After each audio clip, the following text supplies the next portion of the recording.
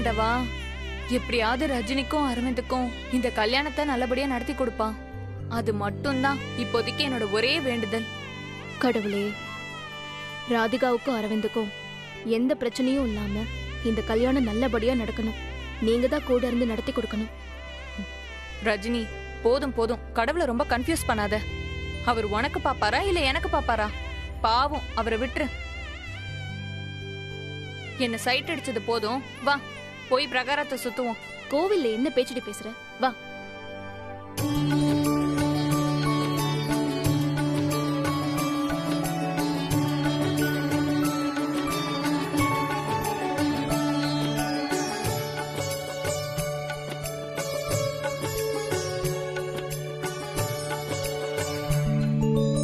सर्वमंगलमांगल्ये शिवे सर्वार्थसाधके शरण्ये त्र्यम्बके गौरी नारायणि नमोस्तुते एकदन्ताय विद्महे वक्रतुण्डाय धीमहि तन्नो दन्ति प्रचोदयात् तत्पुरुषाय विद्महे महादेवाय धीमहि तन्नो रुद्र प्रचोदयात् सर्वस्याब्दे सर्वसद्दे सर्वदेवतेना आप्नोति सर्वं जयति.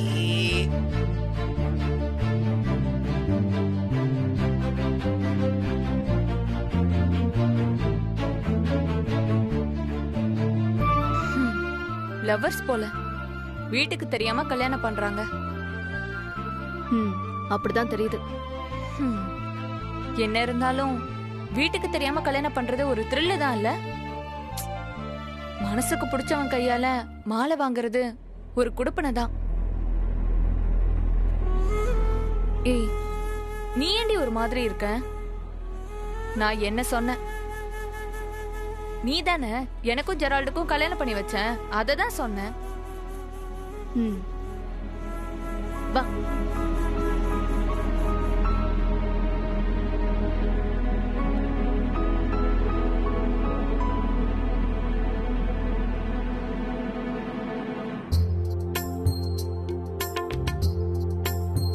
போலாம்.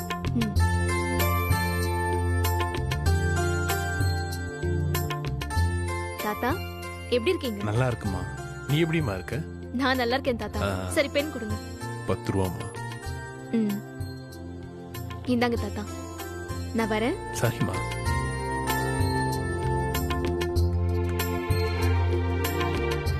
இப்ப எதுக்குடி புதுசா பேனா வாங்குற? வீட்ல தான் நிறைய இருக்குல்ல, அப்புறம் புதுசா வர எதுக்கு? இவங்கள மாதிரி ஆளுங்க கிட்டதான் நம்ம ஏதாவது வாங்கணும். உனக்கு அவங்களுக்கு ஹெல்ப் பண்ணணும்னு நினைச்சா காசு கொடுக்க வேண்டியது தானே? அவங்க ஒண்ணு பிச்சை எடுக்கல, உழைக்கிறாங்க. அவங்க உழைப்ப நான் மதிக்கிறேன். மத்தவங்க யாரையும் விட கடவுளை திட்டுற உரிமை உள்ளவங்க அவங்க. அவருக்கு கண்ணு தெரியாது, அதுக்காக அவர் கடவுளை திட்டாம என்ன இருக்கோ அதை வச்சு முன்னேற பாக்குறாரு. அதுக்கு என்னால முடிஞ்சது இந்த ஒரு 10 ரூபா பேனா வாங்குறேன். உண்மையிலேயே ஒவ்வொரு விஷயத்தையும் வித்தியாசமான கண்ணோட்டத்துல பாக்குற. அதனாலதான் எந்த ஒரு விஷயத்தையும் ஈஸியா வேற ஒரு கண்ணோட்டத்துல எடுத்துக்க முடியுதுல்ல? ஆரம்பிச்சிட்டியா? இனிமே எதை கேட்டாலும் சிரிச்சுட்டே இருப்பேன். டைம் ஆயிடுச்சு, வீட்டுக்கு போலாம்.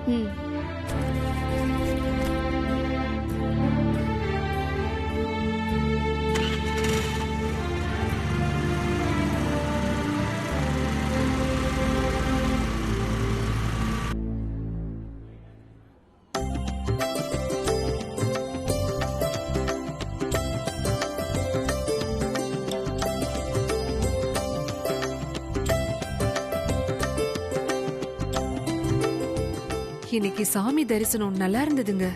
நான் வர தகவலை ஏற்கனவே குருக்கள் கிட்ட சொல்லிட்டேன்டி. அதனாலதான் அலங்காரம் எல்லாம் அற்புதமா இருக்கு. வணக்கங்க. எங்க போனாலும் உங்களுக்குன்னு ஒரு மரியாதையை நீங்க உருவாக்கி வச்சிருக்கீங்க இல்லையா? பின்ன நமக்குன்னு ஒரு மரியாதை கௌரவம் இருக்குடி. ஆனா எனக்கு மரியாதையே கொடுக்காத ஒரு குடும்பம் இருக்கு. இங்க ரஜினியோட குடும்பமே பாவம். கல்யாணத்தை வச்சுக்கிட்டு அந்த பொண்ணு ஒத்தாளா எவ்வளவு அவஸ்தைப்பட்டுட்டு இருக்கா தெரியுமா? ஏண்டி, நியாயமா ஒண்ணு கேக்குறேன். அம்மா, நான் யாரு? அவ அப்பன் கூட பிறந்தவன் தானே. அதுக்குண்டான மரியாதையை என்னைக்காவது யாராவது எனக்கு கொடுத்துருக்காங்களா? இல்ல ஏதாவது ஒரு விஷயம் என்ன கலந்து முடிவெடுத்திருக்காங்களா? சொல்லுடி. ஆமா, இதுல ஒண்ணும் குறைச்சல் இல்ல. ஒரு குடும்ப தலைவனுக்குள்ள பொறுப்போட நீங்க என்னைக்காச்சும் ஒரு நாள் அந்த குடும்பத்துல அப்படி நடந்திருக்கீங்களா? இல்ல அவங்க வீட்ல ஏதாவது நல்லது கெட்டதுன்னா நீங்க முன்ன நின்னு நடத்திருக்கீங்களா? ஏய், சும்மா பேசக்கூடாது என்ன? முதல்ல பொறுப்பை ஒருத்தனுக்கு கொடுக்கணும், அதுக்கப்புறம் தான் இந்த கேள்வியே கேட்கணும். ஆமா, பொறுப்பு உங்ககிட்ட கொடுத்துட்டா மட்டும் லட்ச லட்சமா பணத்தள்ளி செலவு பண்ணிடுவீங்களா? ஏய், பணிவோட என்கிட்ட வந்து சித்தப்பா ராதிகாவுக்கு கல்யாணம் பண்ணலான்னு இருக்கோம், உங்களுடைய தலைமையில ஒரு நல்ல இடமா பார்த்து முடிவு பண்ணி நீங்க தான் முன்னாடி நின்னு நடத்தணும்னு சொல்லியிருந்தா எவ்வளவு பணம் வேணுமோ நான் கொடுத்துருப்பேன்டி. இங்க பாரு, எனக்கு தேவையே மரியாதை, கௌரவம். பணம் எல்லாம் எனக்கு ஒரு பொருட்டே கிடையாது, புரிஞ்சுக்கோ. செலவு பண்ணுவேன்னு சொல்றீங்களே, அந்த பையன் வந்து பணம் கொடுங்க சித்தப்பான்னு கெஞ்சினானே, அவனை நைஸா பேசி அனுப்பிட்டீங்களே, ஏன் அவனுக்கு கொடுத்திருக்கலாம்ல? யாரு? அந்த முரளி பயலுக்கா? ரம்மியாடி பணத்தை விட்டவனுக்கு நான் எதுக்கடி பணத்தை கொடுக்கணும்? அப்படியே நான் அவனுக்கு பணத்தை கொடுத்தாலும் அதுல எங்க இருந்து எனக்கு கௌரவம் வரும்? சீட்டு கட்டுல தப்பி வர ஜோக்கரடி அவன். என் கையில கிடைச்சான், நான் அவனை பயன்படுத்திக்கிறேன், அவ்வளவுதான். நல்லது கெட்டது தெரியாத அந்த பையன் கிட்ட கண்டதையும் பேசி அவன் மனச கலைச்சு அந்த கல்யாணத்தையும் நிறுத்தணும்னு சொல்லி கொடுத்திருக்கீங்க. அது உங்க சொந்த அண்ணனோட குடும்பம் தானே? ஆமாடி, யாரு இல்லன்னா? குடும்பத்துக்கு மூத்த ஆள் ஒருத்தன் இருக்குங்கிறதையே மறந்துட்டு அதுங்க இஷ்டத்துக்கு ஆடிக்கிட்டு இருக்குதுங்க. அப்புறம் எனக்கு என்னடி இருக்கு மரியாதை? இந்த பார், அவளா ஏற்பாடு பண்ண கல்யாணத்துக்கு நான் போய் நின்னு போட்டோவுக்கு போஸ்ட் கொடுத்துக்கிட்டு இருப்பேன்னு நினைச்சியா? நான் யாருங்கிறத காட்டுறேன் பாரு. நம்மளும் 2 பொண்ணை வச்சிருக்கோங்க, இந்த பாவம் எல்லாம் சும்மா விடுமா? ஆட போடி ஒருத்தி. இந்த கல்யாணத்தை நிறுத்தி அத்தனை பேரையும், முக்கியமா அந்த ரஜினியை என் காலில் விழுந்து மன்னிப்பு கேட்க வைக்கிறேன். அப்புறம் இந்த பாவ புண்ணியத்தை பத்தி எல்லாம் நீ எனக்கு பாடம் எடுக்காத, புரியுதா? கூட வந்தமா, சாமி கும்பிட்டமா, வீட்டுக்கு போனமான்னு இருக்கணும்.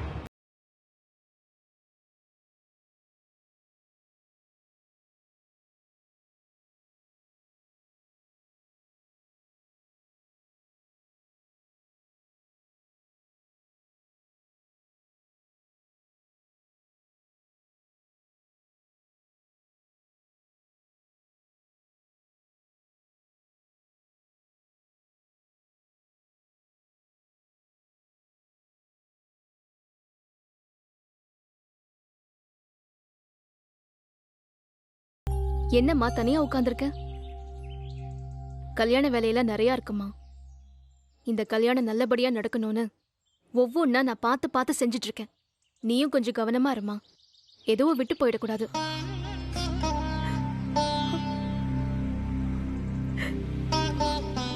அம்மா, என்னாச்சு? ஏன் அழற? நிஜமாவே நீ பார்த்து பார்த்து தான் செய்றியா ரஜினி? அம்மா சொல்லு, எல்லாத்தையும் பார்த்து பார்த்து தான் செய்றியா நீ? என்னம்மா இப்படி கேக்குற? நான் என்ன செய்யறேன், எப்படி செய்யறேன்னு எல்லாத்தையும் நீ தானே பாத்துட்டு இருக்க. உனக்கு தெரியாம நான் எதுவும் செய்யலையே. அப்ப இதுவும் தெரிஞ்சே பார்த்து பார்த்து நீ செஞ்சது தானா? இது கல்யாண பத்திரிகை.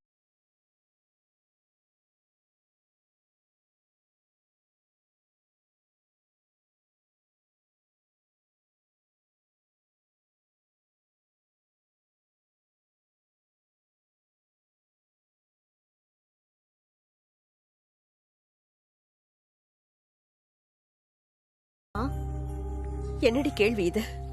எனக்கு அவர்னா அவர்தான் உங்க அப்பா. அம்மா, நீ சொன்ன அந்த அவரு யாரு எப்படி போனாலும் எனக்கு என்னன்னு தன்னோட சந்தோஷம் மட்டும்தான் முக்கியம்னு போன சுயநலவாதி.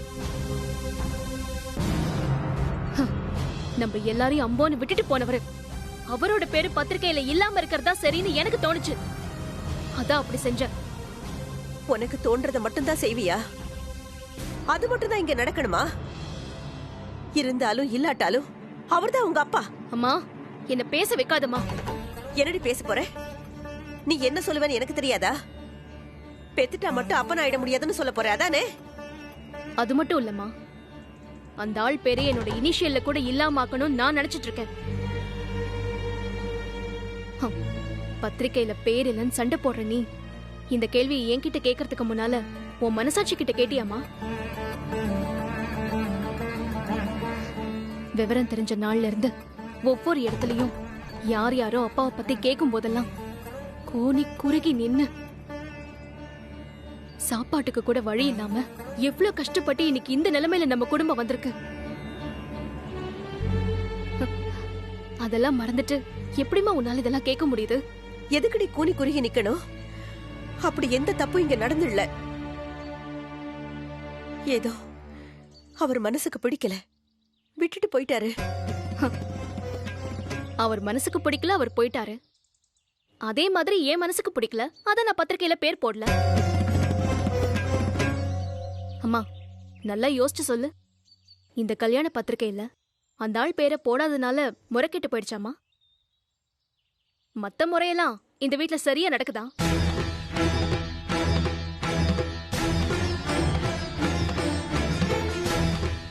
ரஜினி, புரிஞ்சுக்கோடி. நாளைக்கு கல்யாணத்துக்கு வர்றவங்க பொண்ணோட அப்பா பேரை ஏன் பத்திரிக்கையில போடலன்னு கேட்க மாட்டாங்களா? சபையில நம்ம எப்படி கௌரவமா நிக்கிறது? இந்த கல்யாணத்தை நல்லபடியா நடத்தி முடிக்கணும்னு நான் படாத பாடு பட்டுட்டு இருக்கேன். அத பத்தி உனக்கு கவலை இல்ல. அவரு பேரு போடல, அது உனக்கு கௌரவ குறைச்சலா இருக்கு. சரிம்மா, இப்பவே இத கொடுத்து அந்த ஆள் பேரை போட சொல்றேன். ஆனா நாளைக்கு கல்யாணத்துக்கு வர்றவங்க பொண்ணோட அப்பா எங்க காணும்னு கேட்பாங்கல்ல, அப்ப நீ என்ன பதில் சொல்லுவ? அப்போ உனக்கு எல்லாம் கௌரவமா இருக்குமா? ரஜினி, இந்த குடும்பத்தோட சந்தோஷம், நிம்மதி, மரியாதை இத பத்திலாம் கொஞ்சம் கூட அக்கறையே இல்லாம ஓடி போன அந்த ஆளுக்கெல்லாம் மரியாதை கொடுக்கணும்னு எந்த அவசியமும் இல்லம்மா. இன்னொரு தடவை அவரு இவரு எல்லாம் என்கிட்ட எதுவும் பேசாதம்மா, சொல்லிட்டேன். ஒரு தனி ஆளா நின்னு நீ எங்க எல்லாரையும் வளர்த்திருக்கமா, அப்படியே தனியா கம்பீரமா சபையில நில்லு. அதுதான் உனக்கு கௌரவம். தேவையில்லாம அந்த ஆளை பத்தி யோசிச்சு உன் மரியாதையை நீயே கெடுத்துக்காத. நான் ஏதாவது தப்பா பேசுறதா என்ன மன்னிச்சிரு.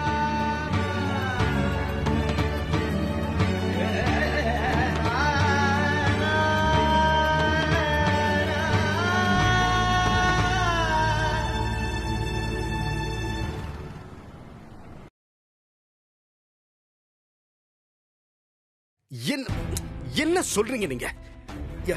இப்ப வந்து சொன்னா, அதாவது இர்ரெஸ்பான்சிபிலிட்டிக்கு எக்ஸாம்பிளா போயிட்டீங்க. உங்களை எல்லாம் வச்சுக்கிட்டு வேலை வாங்குறதுங்கிறது.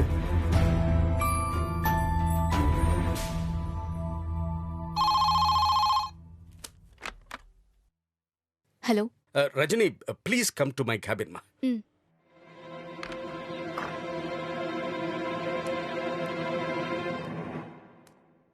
சார், என்னாச்சு? ஏன் இவங்களாம் இப்படி நிக்கிறாங்க? அவங்களையே கேளுங்க. என்னாச்சு சொல்லுங்க ரஞ்சித். அண்ணாச்சி ஆட் எடுத்தோம்ல மேடம், ஆமா, அது டோட்டலா எரேஸ் ஆயிடுச்சு மேடம். என்ன சொல்றீங்க ரஞ்சித்? இவன் சிஸ்டத்துல ஏதோ செய்ய போய் டோட்டலா எரேஸ் ஆயிடுச்சு madam. Just shut up. Rajini, இப்போ இது எப்படிமா? இப்போ அண்ணாச்சி வேற வந்துருவாரு. அவருக்கு டைம் கொடுக்கலன்னா எப்படிமா? ப்ராடக்ட் இல்லைன்னா அவரு வேற மாதிரி ரியாக்ட் ஆயிடுவாரு. சார், நீங்க டென்ஷன் ஆகாதீங்க. இது ஒன்றும் பெரிய ப்ராப்ளமே இல்ல. இதை நான் பாத்துக்கிறேன் சார். ரஞ்சித் வாங்க. Okay ma'am.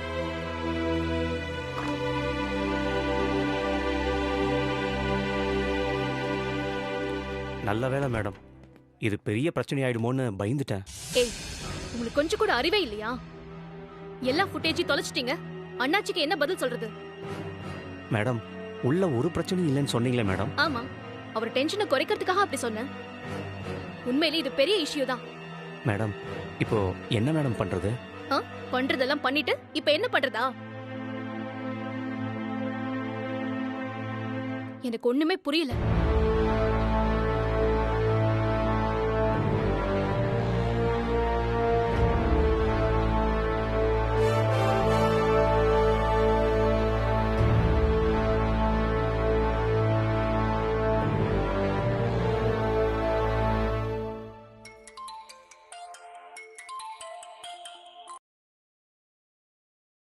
ஹலோ, வணக்கம் அண்ணாச்சி. சொல்லுமா ரஜினி. நாளைக்கு நீங்க என்ன டைமுக்கு வரீங்க? 4 to 5 மணிக்குள்ள நான் கரெக்டா வந்துடுமா? சரி. அங்க எல்லாம் ரெடியா இருக்குல்லம்மா? ரெடியா இருக்கு. நீங்க வந்து ப்ராடக்ட்ட பார்க்க வேண்டியதுதான். சரிம்மா, அப்ப நான் வந்துடுறேன். ம்.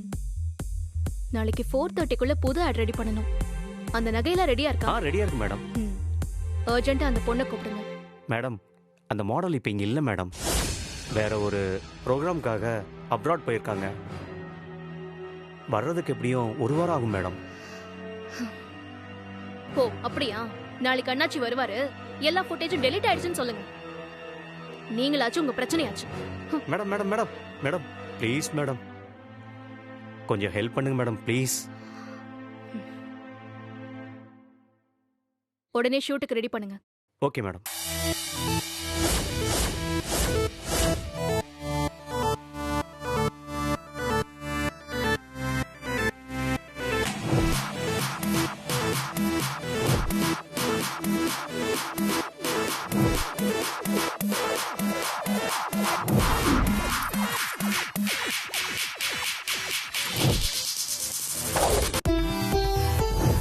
ரஞ்சித் ஒரு நிமிஷம்.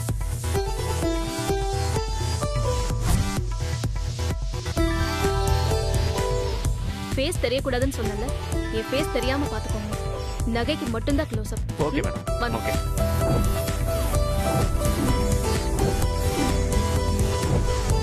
ரஞ்சித் கொஞ்சம் ப்ளேபேக் பண்ணுங்க.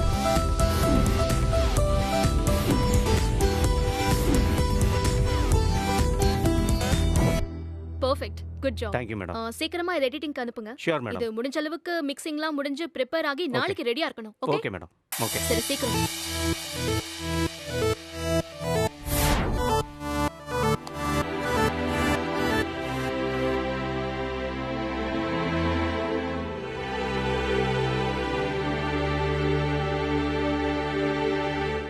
உடனே இத லேப்டாப்ல காப்பி பண்ணி ப்ளேபேக் பண்ணி ரெடியா வைங்க. போங்க 2 பேரும். ஓகே. சார், அண்ணாச்சியை நான் ரிசீவ் பண்ணி கூட்டு வரேன். நீங்க கான்ஃபரன்ஸ் ஹால்ல போய் வெயிட் பண்ணுங்க. ஷூர். Yeah sure sir.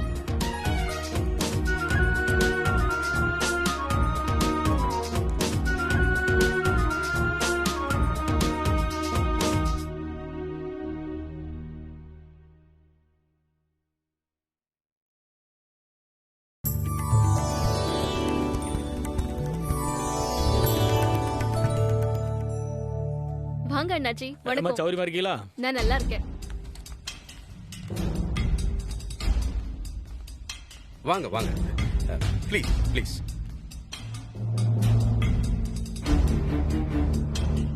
அண்ணாச்சி ஆட் ப்ளே பண்ணலாமா? பார்க்கலாமே. ரஞ்சித் பிளேட்.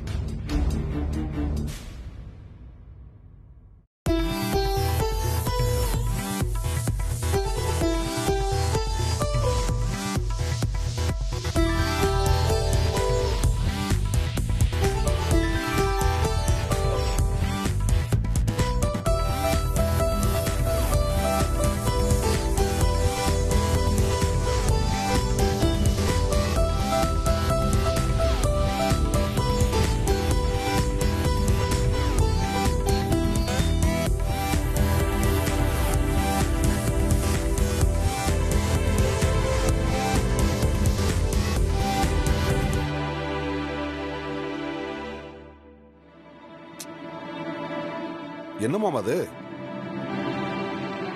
ஏங்க நாங்க டாப் மாடல் கொடுத்தோம், அவங்க முகமே தெரியல, என்ன ஆடுது?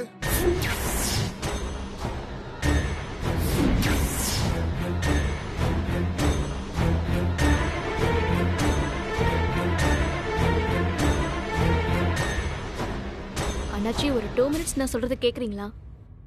சொல்லுமா. சரி, இப்போ நம்ம ஒரு ஐஸ்கிரீமுக்கு ஐஸ்வர்யா ராயை வச்சு ஐஸ்கிரீம் சாப்பிடுற மாதிரி ஒரு ஆட் எடுக்கிறோம்னு வச்சுக்கோங்களேன். இப்போ நீங்க அவங்க சாப்பிடுற ஐஸ்கிரீமை பாப்பீங்களா இல்ல ஐஸ்வர்யா ராயை பாப்பீங்களா? ஐஸ்வர்யா ராய் தான் பாப்போம். அப்போ நம்ம ப்ராடக்ட் செகண்டரி ஆயிடும்ல. அதே ஐஸ்கிரீம் மட்டும் தெரியற மாதிரி எடுத்தோம்னா மக்கள் ஐஸ்கிரீமை மட்டும் தான் பாப்பாங்க. ஆமா. அதுக்காக நம்ம மாடலே போடக்கூடாதுன்னு சொல்லல. அதே சமயம் நம்ம ப்ராடக்ட்ட மட்டும் தான் பார்க்கணும். அதுக்கு தான் இதுக்கு இப்படி ஒரு அல்ட்ரா மேக்கிங் பண்ணிருக்கோம். சபாஸ், இப்படி தான் புத்திசாலித்தனமா பண்ணணும். சூப்பர்மா. டேய் முட்டாப்பையில, அந்த புள்ள எவ்வளவு சரியா எடுத்திருக்கு.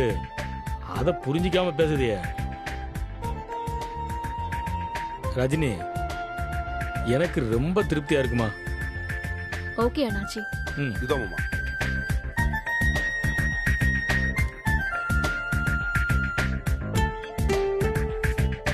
இந்தாம்மா. சார் இப்ப சந்தோஷமா? அண்ணாச்சி நீங்க சாட்டிஸ்ஃபைட் தானே? எனக்கு ரொம்ப பிடிச்சிருக்கு. ரஜினி, உன் ஒர்க் எனக்கு ரொம்ப பிடிச்சிருக்குமா. உனக்கு ஏதாவது உதவி வேணும்னா தயங்காம கேளுமா. அப்ப நாங்க வரட்டுமா? வெல்கம். சரிங்க அண்ணாச்சி. ஓ, என்ன ஆக போகுதுன்னு பயந்தே போயிட்டம்மா. அந்த அண்ணாச்சி வேற கோவக்காரரு. அவரு டைம் அப்படி பாக்குறவரு. நல்ல வேலை ரஜினி, என்னை காப்பாத்திட்டம்மா. நீ காப்பாத்திட்ட.